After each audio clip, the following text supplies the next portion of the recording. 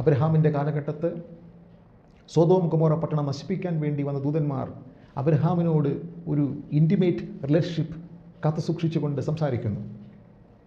ആ സമയത്ത് ഈ പട്ടണം നശിപ്പിക്കും എന്ന് അബ്രഹാമിന് മുൻകൂട്ടി ഒരു മുന്നറിയിപ്പ് നൽകുന്നുണ്ട്. അബ്രഹാം ആ ദൂതന്മാരോട് പറഞ്ഞു, അല്ലയോ, ഇവിടെ 40 നീതിമാന്മാരുണ്ടെങ്കിൽ ഈ പട്ടണം നശിപ്പിക്കുമോ? 30 പേരുണ്ടെങ്കിൽ, 20 പേരുണ്ടെങ്കിൽ? ഒടുവിൽ തർക്കിച്ച് 10 പേരെങ്കിലും ഉണ്ടെങ്കിൽ ഈ പട്ടണം നശിപ്പിക്കുമോ? ദൂതന്മാർ പറഞ്ഞു, 10 നീതിമാന്മാരുണ്ടെങ്കിൽ ഞാൻ ഈ പട്ടണം നശിപ്പിക്കത്തില്ല. ലക്ഷക്കണക്കിന് ജനങ്ങൾ തിങ്ങിപ്പാർക്കുന്ന ആ പട്ടണത്തിൽ 10 നീതിമാന്മാരില്ല എന്ന ഒരു പരിദേവനം ദൂതന്മാരുടെ പക്ഷത്തു നിന്ന് അബ്രഹാം കേൾക്കുകയാണ്.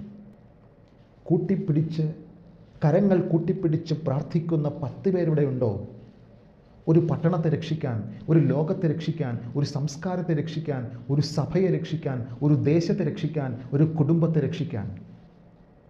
ലക്ഷം വരുന്ന ഒരു സമൂഹത്തിൽ ഈ 10 നീതിമാന്മാർ എന്ന് പറഞ്ഞാൽ ഒരു ചെറിയ സംഖ്യയാണ്. ശതമാനത്തിൽ നമുക്ക് ഗണിക്കാൻ പോലും കഴിയുന്നില്ല, ചെറിയൊരു സംഖ്യയാണ്.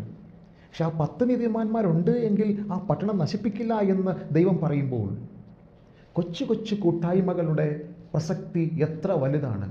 നീതിക്ക് വേണ്ടിയും സത്യത്തിന് വേണ്ടിയും പ്രാർത്ഥനാ നിരതരാകുന്ന, സംഘടിക്കുന്ന ശബ്ദങ്ങൾ, കൂട്ടായ്മകൾ എത്ര ശക്തമാണ് എന്ന് തിരുവചനം നമ്മെ പഠിപ്പിക്കുന്നു.